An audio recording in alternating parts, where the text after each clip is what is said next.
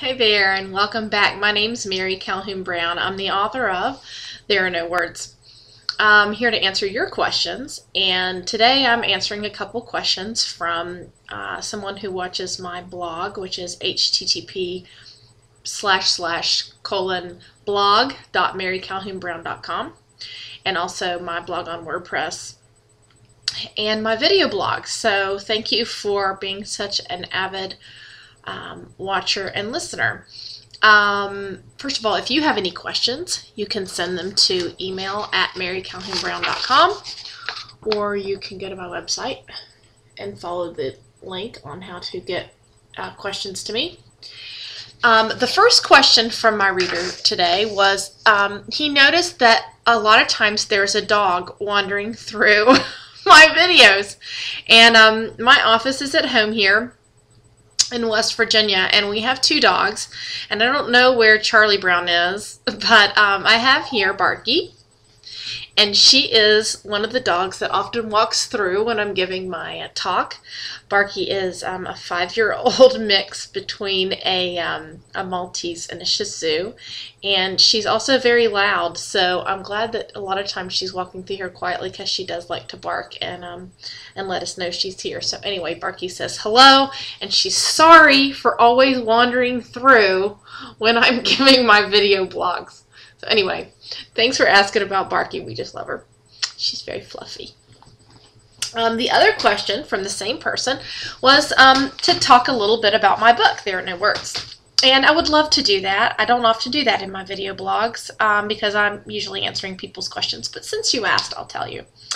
There Are No Words it's a work of historical fiction for middle grade and young adult, which means if you were going to assign it, if you were a teacher and you were going to assign There Are No Words, you would assign it for probably starting in 3rd or 4th grade all the way up through maybe 9th grade. It's been enjoyed by people older than that, but it meets content standards and objectives for state testing for 4th through the 8th grade. And I have a free curriculum guide that I give to teachers who would like to assign There Are No Words to their students. Excuse me. I also Skype in and into classrooms, and I will also video answer questions by students if that works out better for the teacher. I love to do that. That's just so much fun for me. Writers spend a lot of time just on their computer and not with a lot of people, so that's an opportunity for me to get to interact with the students, and that gives me valuable input as a writer. So anyway, There Are No Words is historical fiction for middle grade. It's my debut novel, and it's won all kinds of awards all over the place. Namely, it was named Outstanding Book for Young People with Disabilities by the International Board on Books for Young People.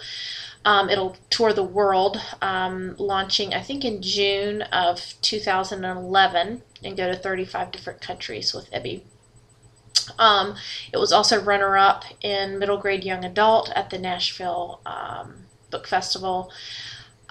This coming summer, I'll find out it's been nominated for Outstanding Literary Work of the Year by the Autism Society. And then I'm also a finalist, a category finalist for the Eric Hoffer Award, which is a pretty big deal for a first-time author like me. So the book has been well received.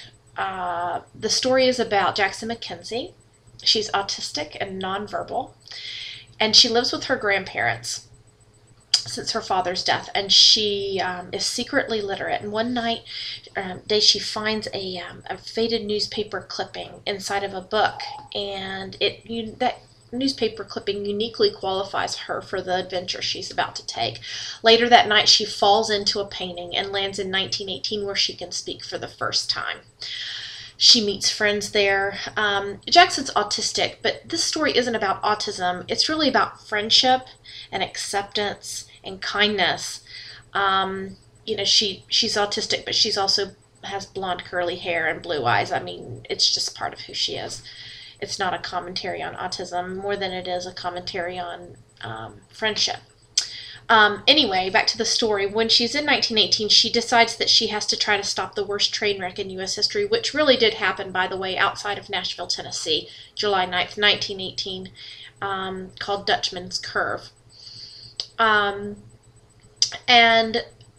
ultimately in the story, she has to decide whether she's going to stay in the past where she can speak and she's pretty much neurotypical, or if she's going to move on to her own future without words, and that's a decision that she has to make. I won't give spoilers as to which decision she makes, and I also won't tell you if she stopped the train wreck. You'll have to buy the book.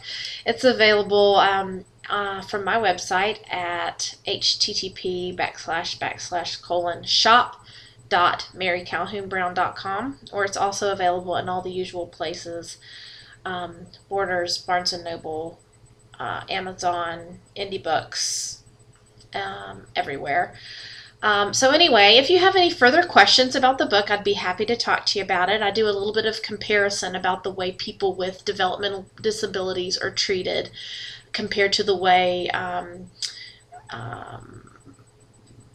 racial issues were treated back in the 19-teens, and I try to make the story about the train wreck as true as possible, and I tried to use real character names and real people mixed in with the characters that I invented and had the opportunity to name. So anyway, thank you so much for your question and for asking about my book and my dog.